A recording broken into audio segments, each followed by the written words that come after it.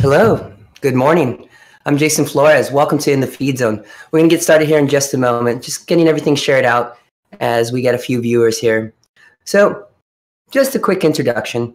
My name is Jason Flores, back from a little bit of a break, but everything's looking good, feeling a lot better. So, we are back on track with In the Feed Zone. So, welcome. A quick medical disclaimer before we get started is that the only purpose of this live stream is to educate and to inform, and is no substitute for professional care by a doctor or other qualified medical professional, and is provided on the understanding that it does not constitute medical or professional advice or services. And just a quick bringing us back to the beginning here. Welcome to In the Feed Zone. My name is Jason Flores, and today we'll be covering a piece of media or current article in the media covering food and hydration and how it relates to endurance sports. Also, we're going to use it to open a dialogue for viewers to ask questions and to get advice and to talk about their experiences. If you haven't seen In the Feed Zone before, it's actually available on Friday mornings, but more so, other than it being live here on live by Zwift Live by ODZ, you can catch it at your favorite podcast app by just searching The Endurance Lab. You can also see other content there as well. Chat and Chill, What's Up with Power, Skills and Drills, In the Feed Zone, and Coach's Corner. So definitely run to your favorite podcast app and check that out. So it looks like we're all live, ready to go. So we'll go ahead and get started. The article that we have today is by Cycling Weekly, and it's Winter's Here and Flu Fighting Foods.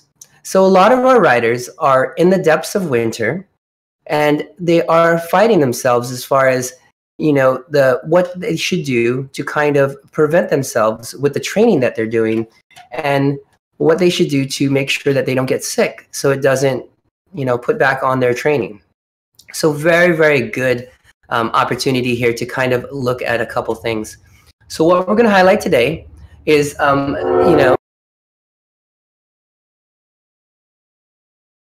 just a handful of things. We're going to look at in avoiding the unavoidable. I'll touch a little bit on that. We're going to talk about myths and facts. We're going to be talking about real foods, some tips on warming it up, weeding out the bad stuff, how to fill the basket when at the grocery, and if you ride, making sure that you eat. So there's about 7 things here that we're going to touch on, see if we can get some more information and get a better understanding of how we can do that. Yeah, Pat mentions that I sound a little bit stuffed up. That's right. I did get a little bit sick last week. It would be the beginning of last week, about midweek. Ended up with a pretty bad fever for 2 days. So definitely happy to be back on the track to road to recovery. So, all right, so here we go. So we're trying to explain how to eat the right foods, and there's nothing inevitable about getting sick in the winter, and I'll explain a little bit why and kind of the myths behind that. And so we're going to suggest some meal ideas, some foods to try to keep you free from getting sick, whether it be a cold or the flu, and while you ride through the colder months here. So a lot of times people feel like it's time to batten down the hatches. It's the time when the wind comes, the rain, the sleet, the snow. And whether we like it or not, winter does come, whether it's in the form of just colder nights or actual snow coming down and having to go out and shovel the snow. Definitely, those can also be what's happening out in your neck of the woods. So at this point, there's a lot of advice out there, as far as in the health world, wearing masks, rubber glove, disinfectant spray, just widespread panic about giving every person who dares to that's sick to not get near me. Unfortunately, in the line of work I do, I'm in touch with patients that are sick all the time. So really taking precautions is very, very important, and making sure that I come into the game healthy. So, after workouts, after big training blocks, it's sometimes difficult to make sure that I am keeping myself healthy with exposure I have with the patients that I see. But you don't really need to be, overly obsessive with this if we just follow the correct practical advice. And we're going to talk about a little bit about that today. As you get through these darker months, you'll find that you can get through relatively unscathed. And the best way is to keep strong through the winter on our diet. And that's what makes the difference. So we've taken a look at some of the best foods, kind of with some of the articles that Cycling Weekly has given us to eat while on the bike, while off the bike, while training in the cold. So what we're going to talk about today is the immune system and try to keep it fighting and fit to kill any unwanted germs and hopefully allow us to keep riding to the end of winter and then into our season. So the first one here that we have is to how to avoid the unavoidable. So you would think with freezing temperatures, the likelihood of catching a cold is far greater. And we've heard that before, that it's cold, going out when it's cold actually causes you to get sick. But in fact, looking at the scientific evidence to suggest that there is no correct actual correlation between cold weather or a change in temperature that actually leads to the cold. So the study was actually done in the 1960s, and it proved that you couldn't catch a cold from it being cold. And what they did is they subjected 400 volunteers to actual viruses that cause colds in different temperature environments. Yeah, and that's why this was done in the 1960s. I don't think anyone would have done this more recently. But here's the study. So they had some of the participants wear heavily insulated clothes, while some were subject to in their underwear, essentially. The temperatures fluctuated anywhere from 80 to 60 degrees. That's 25 to about 15 degrees Celsius. And the results showed that regardless of temperature of their clothing, all the groups had the same level of infection between the different groups of what they're wearing and the temperature fluctuations. So many people end up getting this wrong. So really what it comes down to, the reason why you don't want to go out when it's cold and it's damp, is that it's unpleasant. It's uncomfortable, but it does not, in fact, increase the chances of catching a cold. Whether we want to tell our 5-year-olds that this is the case, that's up to parenting. So, but as far as for you to understand, definitely there isn't the science to back this up. Flu and common colds are caused essentially by viruses or bacteria, not directly by the cold weather. So what is it caused by? People catch these viruses by more often in the winter because they're exposed to each other, more so because they are indoors together, more so than being outside. And they're more likely to spread the germs from one to another. So we're going to go over a couple myths and facts. So whether you catch a cold many people essentially recommend that you take different supplements. So what supplements work, what don't? So, the jury is still out. So I'm going to just bring a little bit of the studies in. You're going to need to do a little bit more digging with some of these. And these may not be the most popular ideas, because there is a very popular belief that taking vitamin C is actually a very good thing to take to help boost your immune system.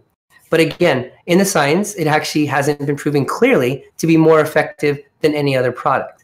So in 2007, a more recent study, there was a trial involving 1,100 people that concluded that the regular ingestion of vitamin C had no effect on the common cold incidence in the ordinary population.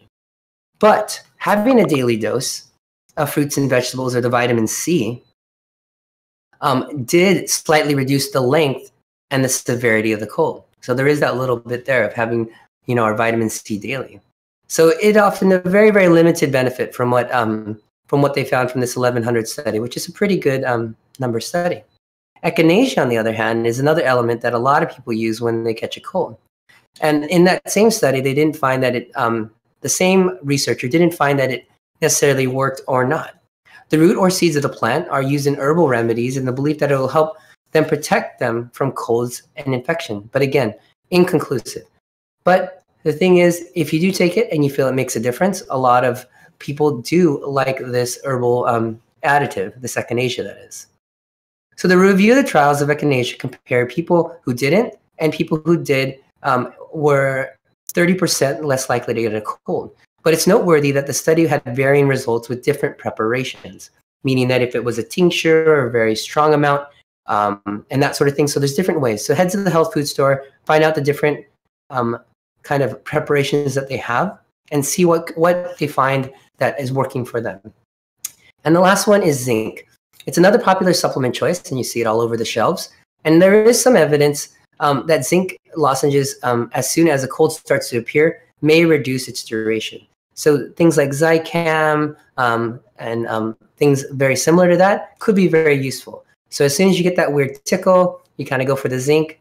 But again, really very little evidence highlighting its positive effects kind of in the long run of things. But still, something that's there. So between echinacea, zinc, and vitamin C, kind of our three go-tos. So keep those in mind. The next part here, we're going to talk about real foods. Fruits and vegetables are the primary food resource to keep in our immune system during this peak condition, making sure you're getting your fruits and vegetables in. There's a lot of micronutrients, antioxidants, things that we get from these foods that we need to make sure that we have on board. This is because they contain, again, minerals, vitamins, and antioxidants, like I mentioned, for our body to fight infections, to grow strong.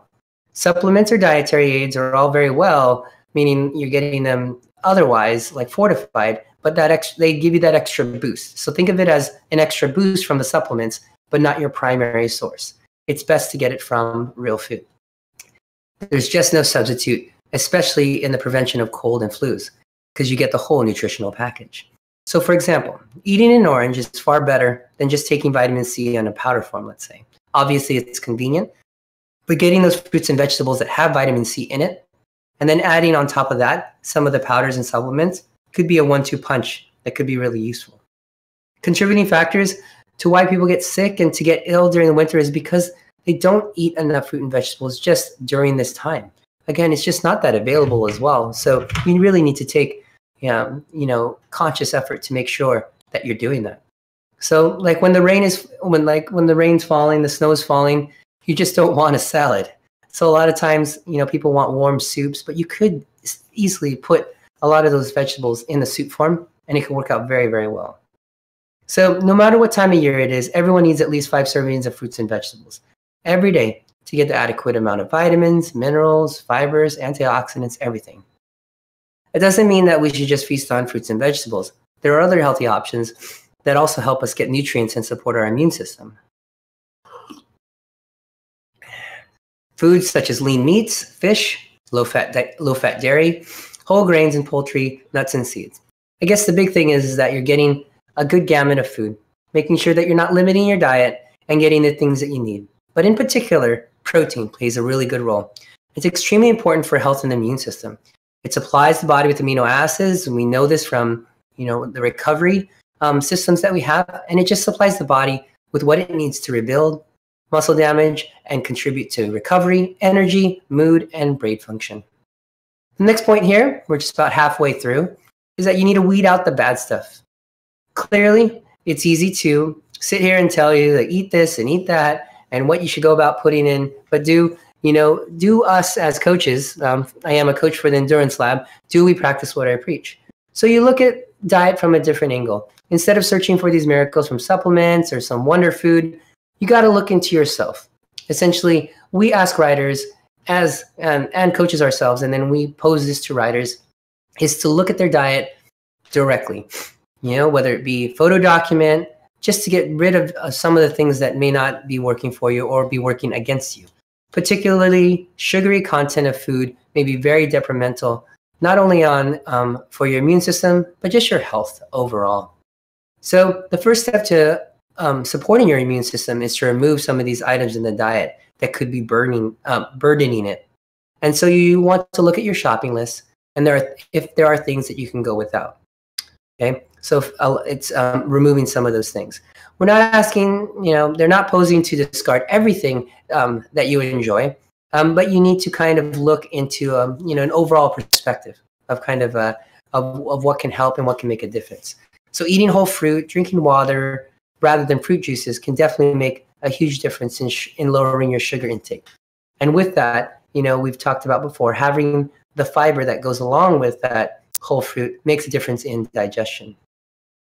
So really the top tip that they have, moving forward, is make sure that you read the back of food labels. And we've had a feed zone about that as well, to ensure that you know what you're eating and that there are many different forms of sugar and salt hidden among a lot of the names. So when possible, cooking from fresh is always better and a healthy option for you. So we're down to our last two, which is filling the basket when you're at the store. So when giving your shopping, it's a bit of, when you're going through and kind of giving it a bit of a spring cleaning, the next thing is to add foods into the basket that are protective, that have protective ingredients. And the overlaying kind of talk here is about adding fruits and vegetables. So each meal and snack should contain at least one food that can be classified as a fruit, a vegetable, or salad to keep your vitamin mineral intake topped up. Lunchtime can be a tricky part of the day to eat a good meal, especially if you're in a working office. It isn't exactly the ideal place to prepare a lunch, so you kind of need to plan ahead. If you could try to eat a salad or a meal with the salad ingredients, it can definitely help getting those minerals and vitamins in. Dinner time is where you can really go for the vegetable front. A lot of times on the front end, I found that a lot of athletes, or in my experience, you could also get a lot of vegetables in the form of a smoothie. So that's one thing to also think about. So choosing vegetables to go on variety, go with strong colors, and providing a range of vitamins and minerals for your body. And that's what they mean when they talk about eating the colors of the rainbow. Not everything should be green or orange or yellow or white. So by drip feeding your body with nutrients, it's the benefit of the vitamin and the mineral status, but also the fiber content of all these foods. And they actually fill you up on relatively few calories. So our last point here, if you ride, make sure you eat. A lot of times it's very popular, it's very in vogue to do fasted riding. And so sometimes it's misconstrued as like a fasting day, but it's not. If you do ride, let's say you even do a fasted ride or even a more high intense ride, you need to make sure that you eat after. Immunity is not only affected by our vitamin and mineral status, but the presence of tissue and damage or inflammation and particular micronutrients during exercise could also be a contributing factor. So it's very important to keep this under wraps. And understanding that if you do ride, you need to make sure you fuel your body and then take that into consideration for the rest of the day. We've had plenty of feed zones talking about how to balance post-workout recovery with the type or level of workout that you do.